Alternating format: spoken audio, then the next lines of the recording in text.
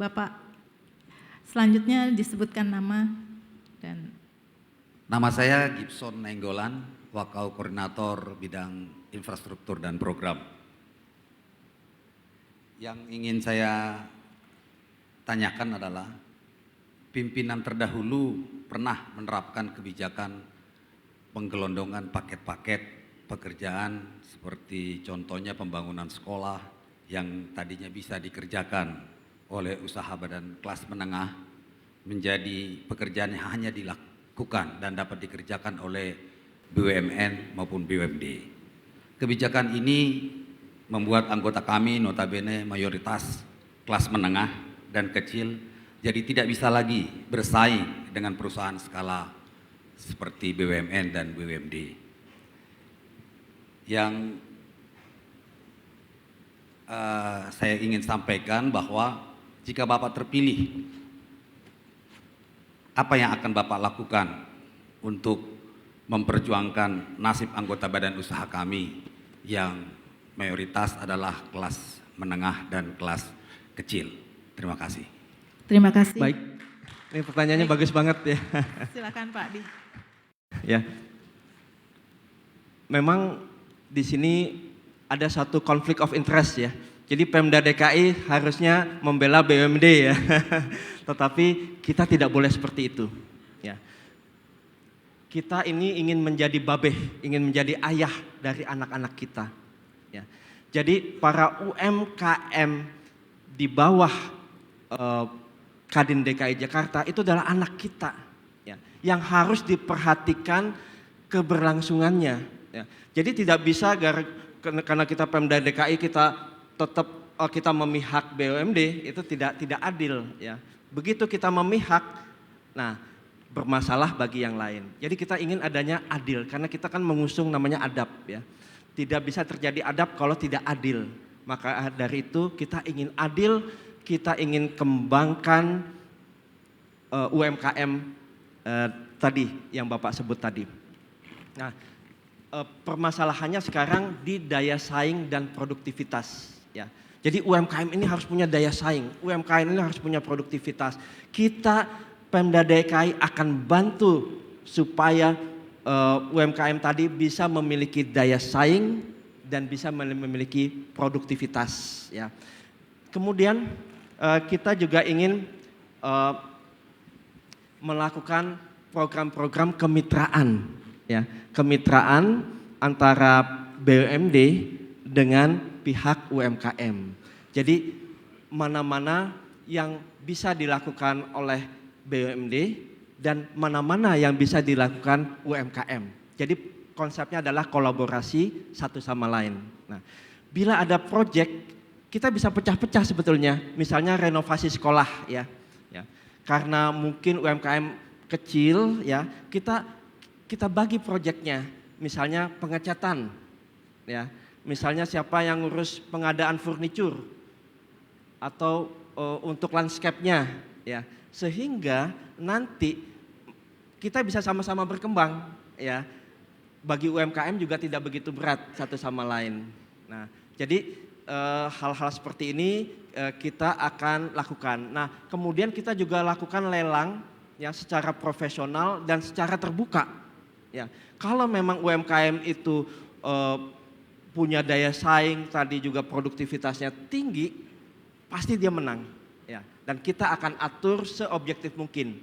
Kita akan atur setransparan mungkin, ya, sehingga memungkinkan keadilan bagi para UMKM untuk bisa maju. Ya. Jadi kita juga menggunakan konsep digitalisasi di dalam proses pelelangan, konsep blockchain. Tadi blockchain itu luar biasa nih. Blockchain itu semuanya disimpan secara desentralisasi. Jadi kalau ada orang mau ngubah-ngubah sesuatu, itu tidak bisa. Dia hanya bisa nambah, tetapi itu dicatat di semua database yang ada di node-node blockchain itu. Ini luar biasa ya. Maka dari itu dengan kita membuat infrastruktur berbasis blockchain ini, kita mengharapkan tadi transparansi. Jadi yang keresahan-keresahan masyarakat terkait tadi orang dalam yang bisa menang, ini udah nggak ada lagi nanti karena teknologi ya by system ya. Nah kemudian ya ada penyimpangan ya di sana ya, ataupun hal-hal lain misalnya terkait korupsi atau pungutan liar, ini juga bisa dikurangi ataupun dihilangkan tadi. Mungkin seperti itu dari kami. Terima kasih. Ya. Terima kasih Pak tanggapannya, dan izin saya lanjut ke pertanyaan selanjutnya, yaitu mengenai investasi dan perizinan. Jadi ada aspirasi Pak dari anggota Kadin DKI Jakarta berharap ada reformasi birokrasi di Pemda terkait perizinan dalam melakukan usaha di Jakarta, karena sering ditemukan proses perizinan pada level daerah yang lebih panjang dibanding dengan level nasional, Pak. Untuk menyelesaikan permasalahan tersebut, terobosan apa yang bisa Bapak tawarkan dalam mempermudah perizinan usaha di Jakarta? Silahkan Pak. Baik, yang pertama ini adalah perbaikan regulasi, ya. Dan yang kedua itu adalah bagaimana kita melihat bila ada birokrat ya yang mempersulit, ya, kita bisa kenakan sanksi. Ya. Tetapi ada hal-hal yang saya melihat bahwa bisa lebih memperkuat ini ya, bagaimana para UMKM ya, para anggota-anggota atau pemula ya, startup dan lain-lain ini bila mereka melakukan pendaftaran, registrasi ini bisa lebih cepat lagi. Nah, jadi kita menginginkan nanti ada digitalisasi perizinan. Ya. Kita sebutnya sebagai Jakarta Integrated Permit ya, atau singkatnya kita sebut I-Permit. Nah, di sini kita bisa lakukan verifikasi otomatis, kan sekarang manual ya. Nanti verifikasinya otomatis, kemudian yang kedua proses statusnya juga real time. Jadi kita bisa mengetahui secara real time statusnya ini udah sampai mana. Nah, kemudian untuk UMKM ya, di sini kan ada UMKM yang resikonya kan sekarang RBA ya, OSS RBA yang sebelumnya lebih ke license-nya, izinnya, tetapi sekarang sudah berbasis resiko. Nah, kalau UMKM yang resiko rendah, kita ingin langsung ya, kita sebut namanya izin langsung jalan. Bagi para UMKM yang tadi dia resikonya rendah dan dia telah memenuhi standar ya. Jadi langsung aja, karena kita ingin mendorong mereka untuk bisa cepat maju berinvestasi, karena biar bagaimanapun nggak akan warga Jakarta tadi perutnya kenyang kalau nggak ada lapangan pekerjaan. Makanya semua yang terkait mendorong dibukanya lapangan pekerjaan kita akan dorong semaksimal mungkin. Nah, kemudian untuk gimana pertanyaannya untuk yang menengah sampai besar ya, kita nanti akan buat yang namanya one stop approval. Jadi persetujuan one stop ya. Nanti ada namanya account manager. Nah, account manager ini yang akan mendampingi dari awal sampai akhir. Ya. Sehingga mereka nanti bisa menyampaikan, jadi kawan-kawan dari yang mau meregistrasi, dia bisa tanya konsultasi gratis kepada tim pendamping ini atau account manager ini agar semuanya bisa berjalan dengan cepat. Nah, jadi kita sebutnya namanya layanan bantu izin. Layanan bantu izin. Nah, kemudian kita akan juga mengevaluasi aparat kami kalau dia mempersulit tadi. Jadi kinerja daripada aparat kami kita akan evaluasi. Kalau tadi mempersulit kita akan berikan sanksi. Tapi tadi kalau dia bisa membantu, mendorong sehingga waktunya itu bisa cepat, kita juga akan berikan insentif bagi mereka. Ya. Intinya adalah lebih cepat lebih baik untuk kekuatan tadi para UMKM dan juga khususnya para anggota Kadin DKI Jakarta, seperti itu. Terima kasih Pak. Kita juga memang memahami bahwa satu proses perizinan itu memang sudah ada SOP-nya. Tadi juga Bapak bilang untuk mempercepat izin. Mungkin Pak, kami hanya mengusulkan saja apabila nanti Bapak mendapatkan amanah, itu mengenai sosialisasi. Sehingga saya menilai kurangnya sosialisasi bagaimana perizinan menjadi salah satu faktor untuk diberikan kepada seluruh masyarakat. Jadi mereka nggak bingung Pak, itu kami punya usul. Ya, bagus sekali ya sosialisasi. Nanti di warung independen kita akan melakukan sosialisasi mengenai hal ini. Jadi tim pembina ekonomi ya yang nanti akan mendampingi kawan-kawan yang ingin melakukan startup atau pemula bisnis, kita akan dampingi ya. Jadi kita akan lakukan sosialisasi, bahkan tadi kita latih melalui akademi independen tadi ya. Bila mereka ingin curhat ataupun bila mendapatkan masalah, nanti tim ini yang akan membantu. Mungkin seperti itu. Baik. Terima kasih Pak. Selanjutnya adalah sesi khusus Pak. Ini ada pertanyaan dari warga yang dititipkan. Mari kita simak video berikut. Gimana solusi untuk mengatasi transportasi seperti kereta, terus busway? Karena selama ini kan kayaknya kalau jam-jam pulang kantor itu yang mau naiknya banyak, tapi kayak kereta sama busway-nya tuh nggak terlalu banyak gitu loh. Solusinya apa gitu? Kira-kira apa cara yang bisa mengatasi untuk polemik supply and demand dalam transportasi umum gitu? Soalnya kan pengguna transportasi umum kita makin banyak, sedangkan armada transportasi umum kita kan masih segitu-segitu aja gitu. Jadi entah itu jadinya desek-desekan atau yang lain sebagainya lah. Nah, kira-kira cara untuk mengatasinya itu bagaimana? Itulah Pak, keluhan dari sebagian warga kita. Bagaimana Pak, tanggapan dari Bapak? Silahkan. Ya. Baik, ini kita akan sempurnakan sistem yang ada ya.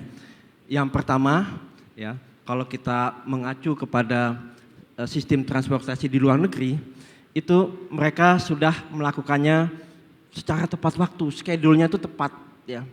Bahkan di rush hour ya, ini kan banyak yang berdiri gitu ya, desek-desekan ya, apalagi di transportasi kereta ya, itu banyak yang berdiri. Nah, ini kita akan lihat, kita akan pastikan ya dengan teknologi informasi berbasis AI, dia bisa mengetahui seberapa besar jam-jam tadi orang-orang yang atau penumpang yang atau warga yang akan menggunakan fasilitas tersebut, sehingga kita siapkan armadanya sesuai dengan kebutuhan ya. Jadi semua itu di sistem ya, termasuk tadi agar bisa menyampai halte-halte yang ada itu tepat waktu. Nah, dan kita ingin promosikan nih, sebetulnya kita ingin membuat sarana transportasi ini setepat mungkin, seaman mungkin, dan senyaman mungkin ya. Nah, untuk itu tadi mulai dari penambahan coverage ya yang mendekati perumahan mereka, kemudian koneksinya ke tempat-tempat kantor yang ada, itu semuanya dilihat ya. Dan satu lagi, kita juga akan membuat namanya park and ride ya. Sekarang sudah ada ya, tetapi kita akan perluas lagi. Ya, karena kalau misalnya dia memiliki kendaraan, ya, dia bisa memiliki parkir yang nyaman, maka tadi dia bisa parkir dulu dan setelah itu dia menggunakan transportasi umum. Nah, kita akan seluas mungkin, bahkan nanti juga biaya parkirnya kita akan buat semurah mungkin agar warga Jakarta bisa nyaman untuk menggunakan park and ride tadi ya, parkir dan berjalan menggunakan transportasi tadi. Dan semuanya ini tentunya kita akan lihat, integrasikan. Saya pernah juga menyampaikan, kita juga ingin memanusiakan para ojol ya. Untuk itu mulai dari first mile ya, kemudian kendaraan transportasi sampai last mile-nya kita pikirkan ya. Nah, kita nanti akan menyiapkan yang namanya aplikasi ojek online ya. Di mana kita akan mensejahterakan mereka. Intinya kan sekarang mereka banyak yang mengeluh. Yang pertama kesejahteraan mereka, yang kedua tidak ada jaminan sosial ya. Itu kasihan sekali. Jadi kalau saya ketemu dengan mereka gitu ya, itu betul-betul menyayat hati permasalahannya. Apalagi kalau drivernya perempuan, udah mana single parent, sering terjadi pelecehan gitu ya. Tetapi untuk ekonomi mereka harus bisa berjalan. Tetapi tadi mereka kendaraannya sewanya 50.000, tetapi kadang dia nggak mendapatkan hasil. Nah ini yang menjadi masalah. Nah justru itu kita ingin buat terobosan nanti. Tidak lagi ada potongan. Sekarang potongannya kan bisa 20%, 25%, ataupun 30%. Kasihan mereka. Saya hitung-hitung pendapatan mereka sekarang sudah setengah kali UMP. Padahal mereka harus memperhatikan anak-anaknya. Belum lagi kalau dia ada hutang. Kalau kita ke ojol, pasti ini setiap kali saya ngomong pasti permasalahannya hutang lagi. Nah untuk itu kita ingin manusiakan mereka ya. Tidak ada potongan dan kita berikan jaminan sosial kepada mereka. Jadi kalau ada apa-apa dia tetap terjaga keselamatan kerjanya. Tetapi nanti kita akan sistemnya kita akan lakukan seamless ya. Seamless jadi artinya mulai dari dia berangkat sampai ke tujuan itu diharapkan bisa semurah mungkin ya. Nah, Transjakarta ya, ini kita juga sudah mengkaji bahwa di tahun kedua itu sebetulnya kita bisa membuat itu gratis. Yang saat itu 3.500 itu kita bisa buat gratis ya, sehingga nanti lebih banyak lagi orang menggunakan transportasi publik ya, sehingga polusi udara, kemacetan ini bisa dihindari.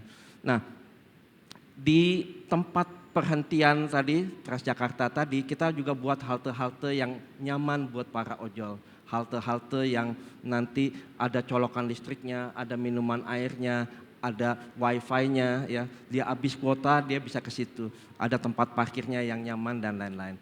Juga kita memperhatikan kalangan difabel, kasihan kalangan difabel. Kalau saya tanya sekarang busway itu kan ada di tengah, coba bayangkan gitu kalau nggak ada lift gitu ya, dia harus jalan ke atas, apalagi kalau pakai kursi roda, gimana caranya? Itu yang saya nggak habis pikir gitu ya. Kenapa kalau di luar negeri itu busway itu atau bis itu di sebelah kiri gitu ya, ini di tengah gitu kan. Masalahnya kalau terjadi kebakaran ya, kebakaran itu kan harus cepat-cepat evakuasi.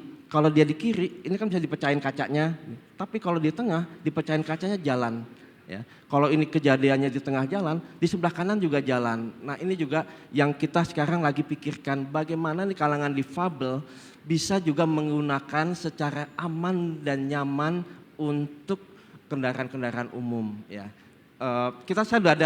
Saya sudah ada solusinya, tapi mungkin nanti saya bisa jelaskan solusinya untuk kalangan para difabel tadi, kaum disabilitas. Mungkin demikian. Terima kasih.